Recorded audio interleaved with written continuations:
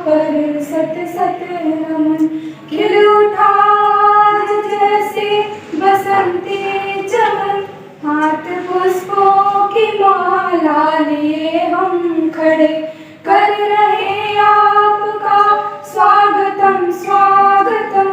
आप आए यहाँ पर सत सत नमन, आप आए यहाँ पर सत सत नमन, आप आए यहाँ पर सत सत नमन।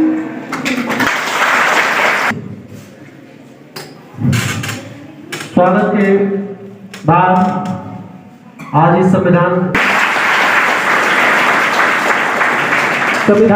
दिवस हम लोग मनाते हैं 26 नवंबर 1949 को संविधान बनकर तैयार हुआ था। 26 नवंबर 1949 को संविधान बनकर तैयार हुआ था, लेकिन लागू हुआ था 26 जनवरी 1950 को। तो संविधान दिवस कोई भी देश है, कोई भी राष्ट्र है, कोई भी देश है, तो उसका एक नियम होता है, उसको चलाने के लिए एक कानून होता है।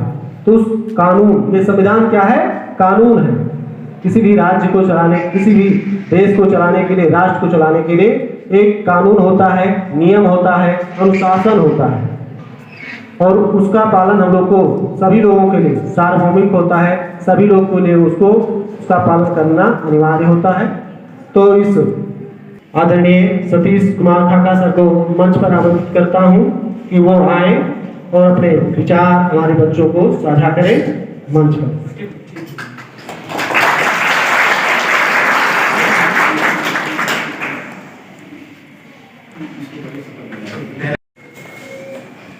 मैं आप लोगों से सबसे पहले तो ये जानना चाहता हूं कि यहाँ आप लोग जितने बैठे हैं, आप लोगों ने कभी इस पर विचार किया है कि हम लोग हर साल संविधान दिवस मनाते क्यों? कभी विचार किया आप लोग? कोई बताए क्यों मनाते हैं? कोई भी आप लोगों के मन में जो भी आता होगा। सर 2015 में इसको छत्तीसगढ़ में ये किया गया था कि डॉक्टर भीमराव अंबेडकर के 125वीं जयंती थी, उसके शुभ अवसर पे इसको मनाया गया। 2015 में छत्तीसगढ़ में नहीं, पूरे भारत देश में, ठीक है। हाँ, जैसा कि सर बता रहे थे कि 26 जनवरी 1949 को अंगीकृत किया गया, ठीक है।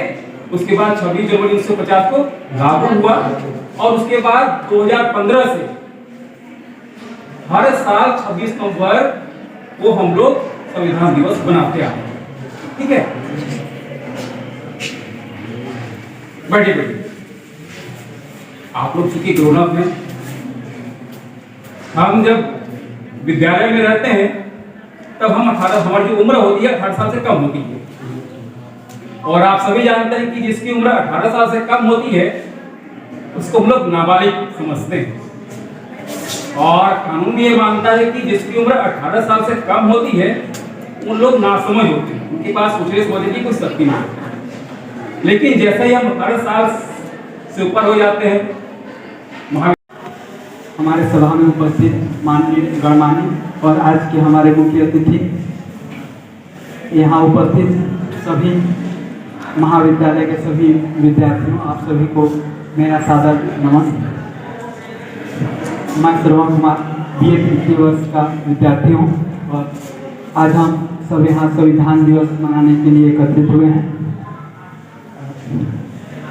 भीमराव अंबेडकर जी के चरणों में सादर नमन, और उनके चरणों में सादर नमन करते हुए मैं शायरी प्रस्तुत करना चाहूँगा।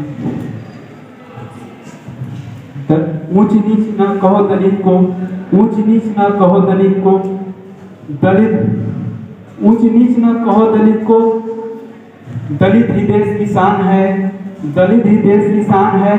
और जिसकी कानून से चलता है यह देश, जिसकी लिखी कानून से चलता है यह देश, वह भारत का संविधान है, वह दलित का लिखा संविधान है।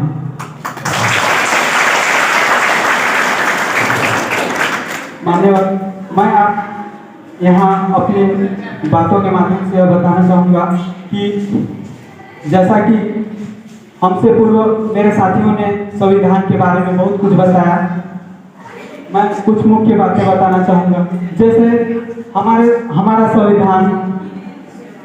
संविधान वह ग्रंथ है जिसमें देश कैसे चलेगा, देश की शासन व्यवस्था, उसकी कार्य प्रणाली सभी का ब्यौरा रहता है।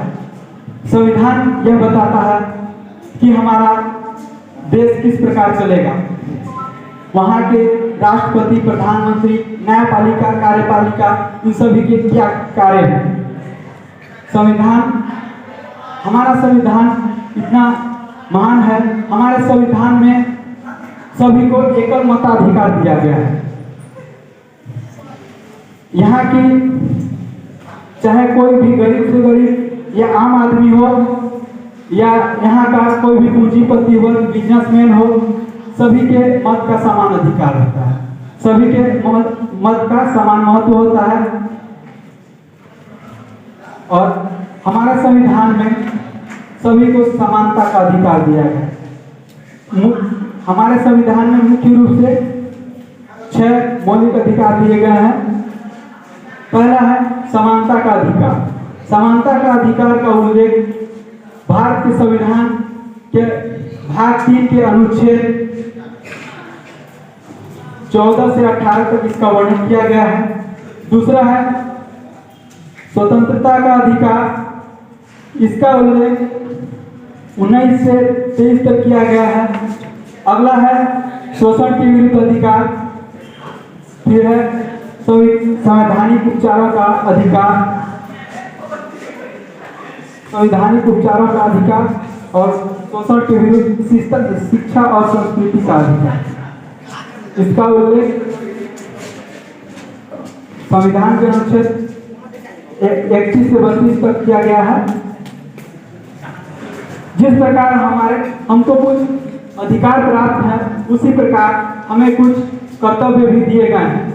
हमारे देश के प्रति हमारा कुछ कर्तव्य भी है। हमें मुख्य रूप से 11 मौलिक कर्तव्य दिए गए हैं। पहला, हमें देश के राष्ट्र ऐतिहासिक इमारत, उन सभी का सम्मान करना चाहिए।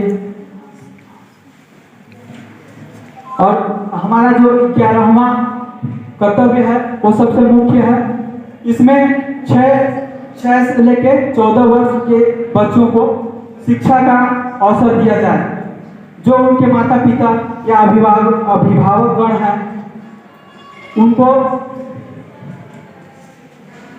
संविधान के अनुसार कहा गया है कि उन सभी को अपने बच्चों को शिक्षा का समान अवसर देना चाहिए।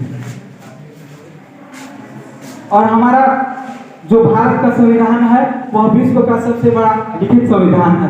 यह हमारे लिए बहुत ही गर्व की बात है।